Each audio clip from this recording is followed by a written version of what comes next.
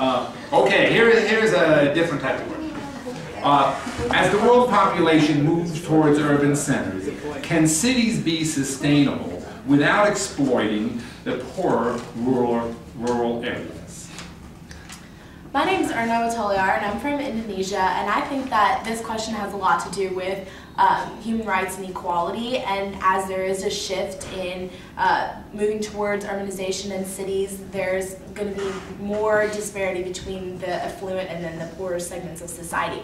So I think that this is actually a really good opportunity for governments to invest money in making better city plans and kind of looking into areas that are slums and areas that are shanty towns where poor people live, and instead of just shoving them all there and ignoring them completely, kind of spurring economic development there and giving those people that live in those areas of society better resources and just kind of show them that they are still part of society and not neglected and ignored. So I think that yes, urbanization has the potential to completely run down people who are poor and don't have an investment in society, but it also can be an opportunity to work on those and provide better resources.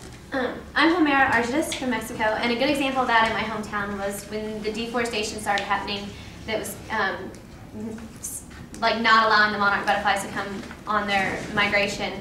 The government stepped in eventually through a lot of encouragement from a lot of environmental societies, and the government stepped in and actually paid people who had owned land with trees on it just a yearly rate to not let deforestation happen on their land, because a lot of times people were paying, like getting paid exorbitant amounts of money to let people come in and take out the trees and make money off of them, but instead the government was giving them money for just not allowing deforestation. And so I think that's one of the ways that like governments can work to increase the standard of living for those poorer towns instead of just focusing everything on the urban areas.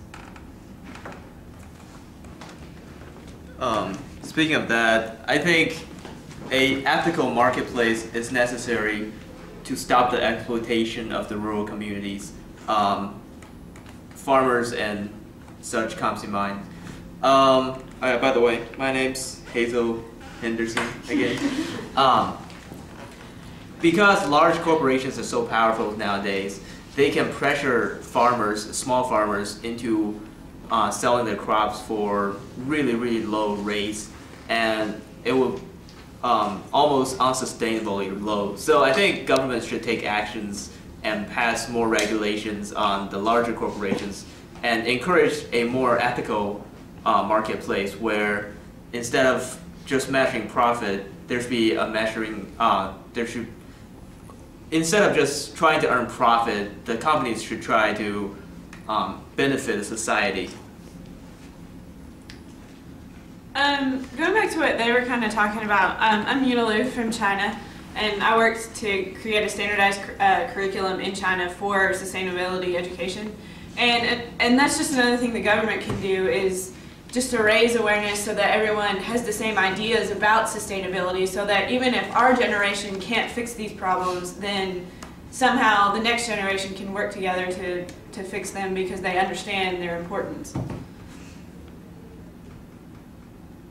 I would agree. I'm Renee Ledesma, of course. I would agree with what was just said, that there needs to be more teaching of the later generations to keep the sustainability as we need it. I didn't really talk too much about this, so I'm going to kind of go with my gut. But I do believe that there's still, like was mentioned, needs to be an awareness between the urban and rural communities, and so there is an exploitation financially and other things. And yeah, I lost what I was going to say.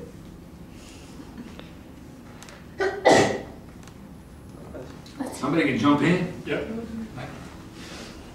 already said all I have. Okay, let's turn it off.